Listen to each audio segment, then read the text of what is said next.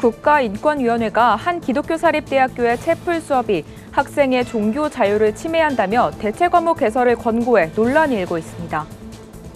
대한성서공회가 코로나 팬데믹 속에서도 세계 각국의 성경을 보급하는 사업을 이어오고 있습니다. 코로나19로 대부분의 교회가 여름 사역을 두고 고민하는 가운데 지난해 첫 비대면 성경학교에서 출석률 95%를 보인 충신교회의 비결을 들어봤습니다. 위치 정보를 기반으로 목회에 필요한 중고 물품을 손쉽게 거래할 수 있는 앱이 개발됐습니다.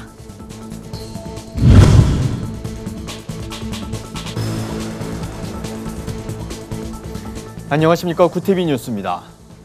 최근 국가인권위원회가 채플 수업을 졸업 필수 과목으로 지정한 기독교 대학교에 학생의 종교의 자유를 침해한다며 대체 과목 신설을 권고했습니다. 교계에서는 건학 이념에 따른 교육은 물론 기독교 사학의 존립을 침해하는 결정이라며 인권위의 권고 철회를 촉구하고 나섰습니다. 최상경 기자의 보도입니다. 국가인권위원회가 광주의 한 기독교 사립대학에 보낸 공문입니다. 대학의 필수 교양 과목인 채플이 학생 개인의 종교의 자유를 침해하므로 대체 과목을 개설하라고 권고합니다. 채플 수업에 강제성이 있다며 재학생 한 명이 진정서를 제출했는데 학생 측의 손을 들어준 겁니다. 인권위는 설교, 기도 등으로 구성된 수업이 교회 예배와 다름없기에 특정 종교 전파를 위한 종파 교육을 강요했다고 봤습니다. 해당 대학 측은 즉각 반발했습니다. 강제로 전도하지 않았고 대학 선택권을 가진 상황에서 입학 자체가 종파 교육에 대한 일정 정도의 동의로 볼 수 있다는 겁니다.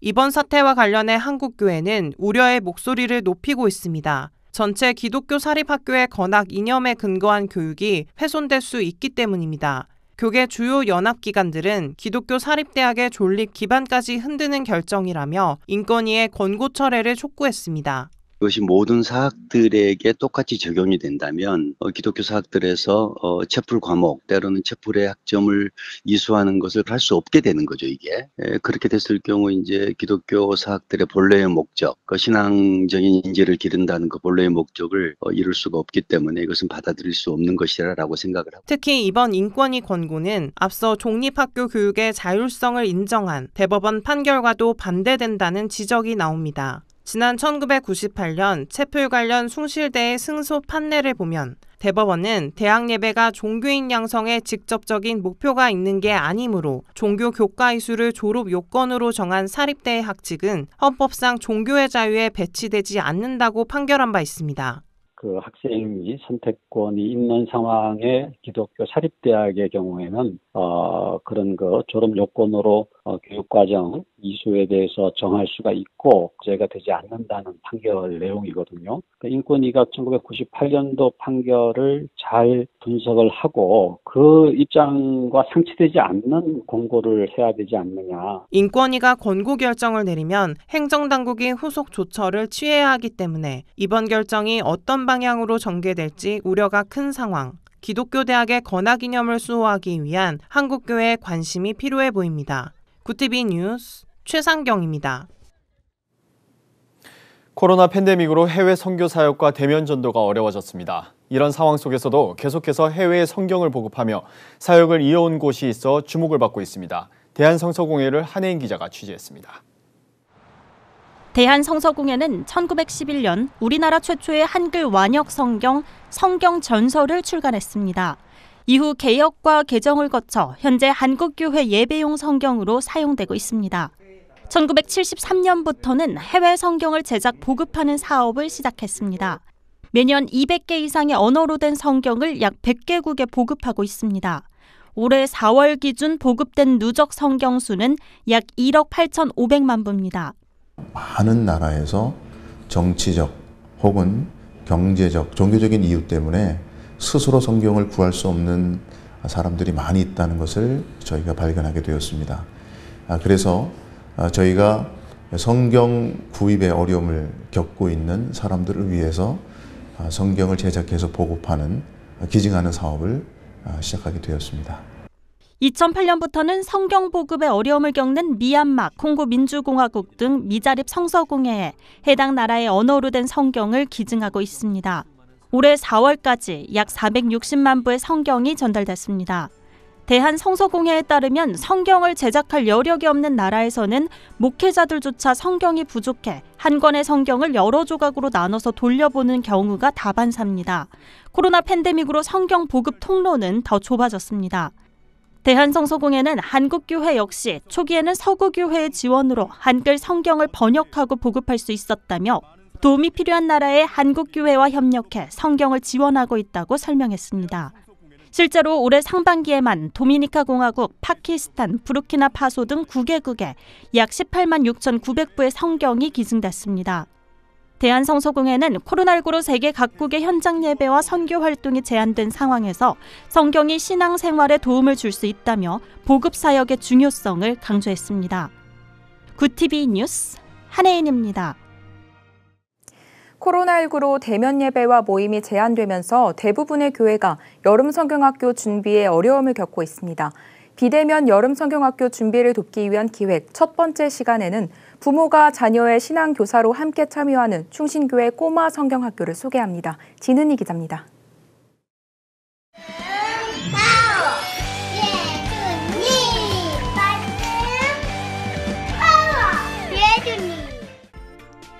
지난해 비대면으로 진행했던 서울 충신교회 꼬마 성경학교입니다.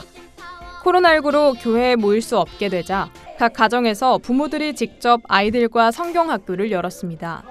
처음 해보는 비대면 여름 성경학교지만 어색함도 잠시 부모와 아이 모두 즐겁게 참여합니다. 충신교회 미취학부서는 소속 교단인 예장통합총회에서 제공하는 교재와 교구를 이용하고 준비물은 가정으로 미리 배송했습니다. 미처 준비하지 못한 영상 시스템은 다른 교회의 도움을 받았습니다.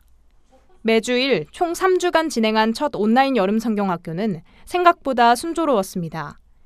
가정의 신앙교사는 부모라는 목회 방침 아래 30여 년 전부터 아기 학교를 운영하면서 뵌 성도들의 신앙 습관 때문이었습니다.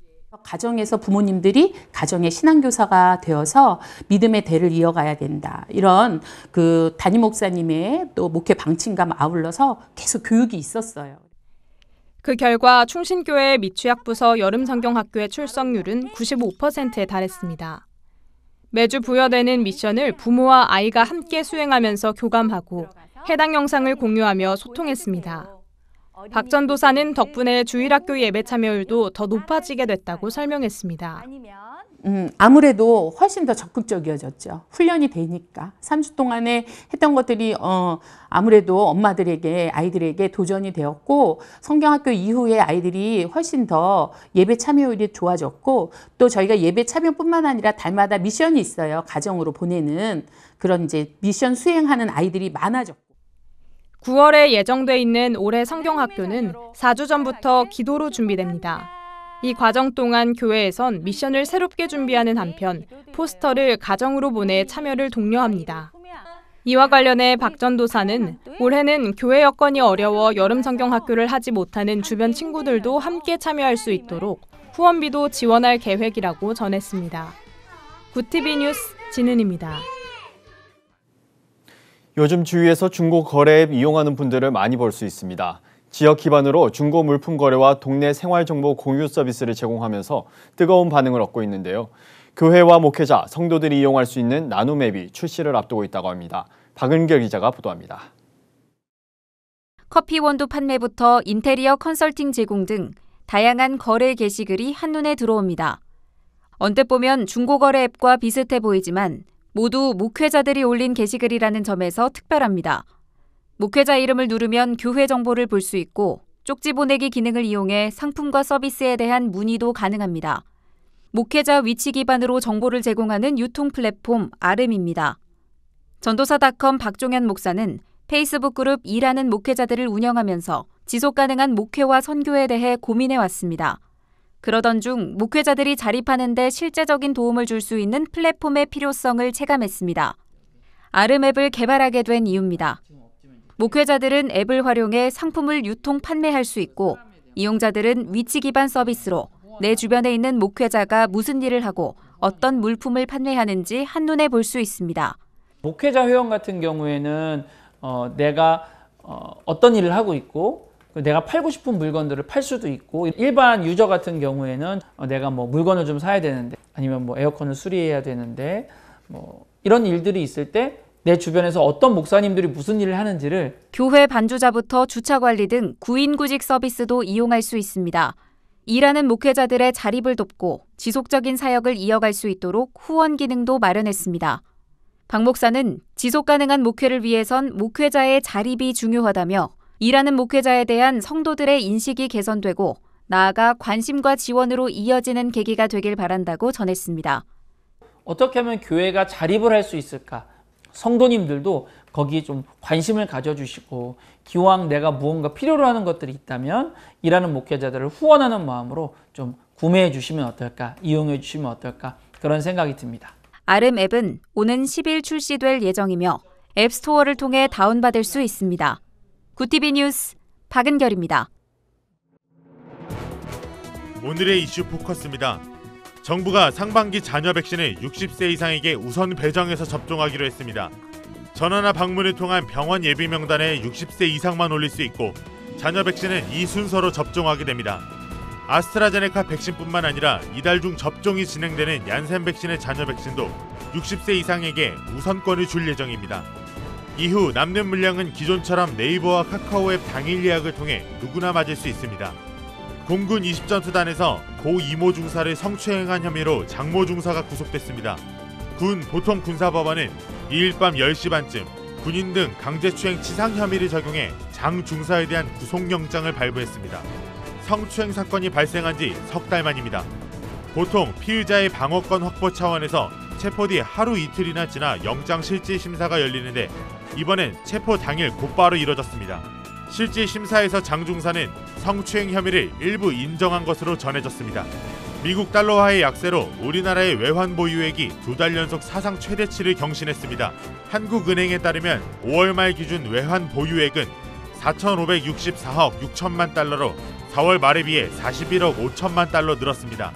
한은은 미 달러화 약세 영향으로 다른 외화 표시 자산의 미 달러화 환산액이 커지고 외화 자산 운용 수익이 늘어나는 것이 외환 보유액 증가의 주 요인이라고 설명했습니다. 한국토지주택공사 LH는 임직원의 부동산 소유와 거래 내역 등을 파악하는 임직원 재산등록제를 선제적으로 시행한다고 밝혔습니다. 이에 따라 지난달 말까지 임원과 1급 직원 전원이 부동산 재산등록을 완료했고, 10일부터는 2급 직원들이 부동산을 등록할 예정입니다. LH는 임직원들이 등록 신고한 부동산 정보를 토대로 미공개 정보를 이용한 부동산 투기 행위 적발에 활용할 계획입니다. 정부가 물가 안정 차원에서 이달 중 계란 수입 물량을 5천만 개 이상 늘리기로 했습니다. 이는 4월과 5월에 수입한 4천만 개보다 많은 물량으로 계란과 쌀, 돼지고기 등 국민 체감도가 높은 품목들을 조속히 안정화하기 위한 조치에 따른 겁니다. 정부는 또 6월 말 종료 예정이었던 긴급 할당 관세 지원 조치도 연말까지 연장하기로 했습니다. 문이과 통합체제로 시행되는 2022학년도 대학 수학 능력 시험의 첫 모의평가가 실시됐습니다. 한국교육과정평가원은 전국 2062개 고등학교와 413개 지정학원에서 2022학년도 수능 6월 모의평가를 시행한다고 밝혔습니다. 이번 평가에는 문이과 구분이 처음 폐지되고 국어, 수학, 직업탐구 영역에서 공통과목과 선택과목 체제가 도입됐습니다. 구티비 뉴스 전하평입니다. 구티비 월드와이드입니다. 도쿄올림픽 지도에 독도를 일본 영토로 표기한 것과 관련해 우리나라 정부가 항의하자 일본 정부는 이를 받아들일 수 없다고 밝혔습니다. 일본 정부 대변인인 가토 가스노부 관방장관은 정례 기자회견에서 독도는 역사적 사실에 비춰보거나 국제법상으로도 명백히 일본 고유의 영토라며 항의는 일절 받아들일 수 없다고 말했습니다. 일본은 도쿄올림픽 홈페이지 내 전국 지도에서 시내마현 위쪽의 독도 위치에 쉽게 알아보기 어려울 정도의 미세한 점을 찍는 방법으로 독도가 마치 일본 땅인 것처럼 표시해 논란이 되고 있습니다.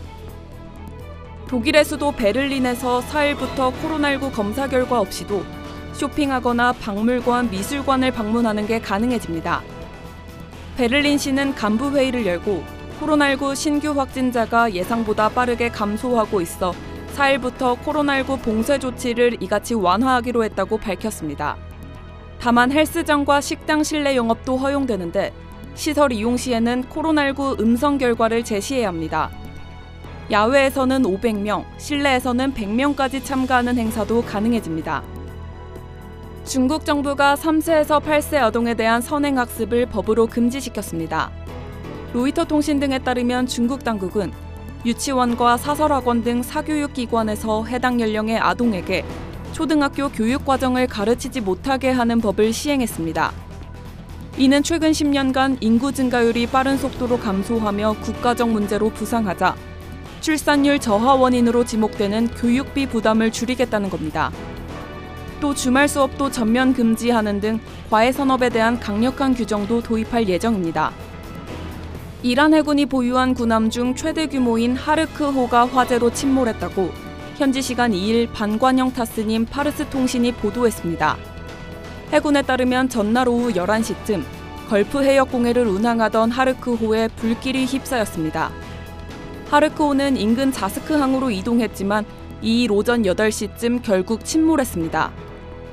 화재 직후 구조팀이 현장으로 출동해 인명 구조 활동을 벌였으며 선원 20명이 진화 작업 중 가벼운 화상 등 경상을 입었다고 해군은 전했습니다. 세계 최대 정육업체 중 하나인 JBS가 사이버 보안 공격을 받아 북미와 호주 작업장의 운영이 일부 중단됐습니다. JBS 미국 지사는 조직적인 해커들의 공격이 있었다며 고객들의 데이터가 악용된 것 같지는 않지만 문제 해결에 시간이 걸릴 것으로 보인다고 밝혔습니다. 브라질에 기반을 둔 JBS는 미국과 캐나다, 호주 등 전 세계 20여 개국에 소고기와 돼지고기, 닭고기 등을 공급하고 있습니다. 굿TV 뉴스 박예리입니다. 글로벌 선교 방송단과 함께하는 교계 소식을 김민주 기자가 보도합니다. 서울 대치순복음교회가 지난 2일 유튜브와 줌으로 러시아 교회들과 함께 선교 예배를 드렸습니다.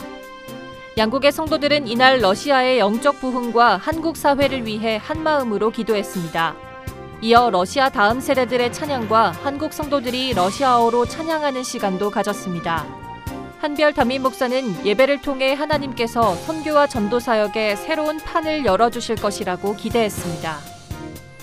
백석대학교가 보리작가 송계 박영대 화백이 작품 달빛 아래 보리 달항아리를 기증했다고 밝혔습니다. 기증된 작품은 이봉생 도자기 명인의 백자 달항아리에 박영대 화백이 은회색의 보리를 일필휘지로 그린 겁니다. 백석대는 창조관 13층에 작품을 공개하고 구성원 누구나 관람할 수 있도록 했습니다. 장종현 총장은 예술작품으로 감수성이 풍부해지는 회복이 있길 바란다고 말했습니다. 1,500여 명의 의사들로 구성된 차별금지법 반대 전국의사연합이 2일 국회 앞에서 기자회견을 열고 더불어민주당 이상민 의원이 발의 준비 중인 평등법에 반대한다는 목소리를 높였습니다. 이들은 차별금지법 또는 평등법으로 강제하려는 젠더 개념은 의학적으로 맞지 않는 것이며 의사의 양심과 환자의 인권을 침해하고 의학을 위협하는 법이라고 주장했습니다. 대한예수교장로회 대신총회가 코로나19로 어려움을 겪고 있는 지교회를 돕기 위해 코로나19 극복을 위한 희망위로금 모금 운동을 전개합니다. 이번 모금은 이달 21일 개최 예정인 교단 설립 60주년 기념대회를 앞두고 사랑나눔, 희망나눔 행사의 일환으로 진행됩니다. 대신총회 이상재 목사는 슬픔을 나누면 반이 되고 기쁨을 나누면 배가 된다는 말처럼 동역자를 돌아보자고 전했습니다. 굿TV 뉴스 김민주입니다. 광주의 한 기독교 사립대학의 채플 수업이 종교의 자유를 침해한다는 국가인권위원회 권고를 두고 논란이 뜨겁습니다. 한국교회는 기독 사립학교의 건학 이념이 훼손될까 우려하고 있는데요. 자칫 기독교의 근간이 흔들리지 않도록 관심과 기도가 필요해 보입니다. 네, 이상으로 뉴스를 마칩니다. 오늘도 함께해 주신 여러분 고맙습니다.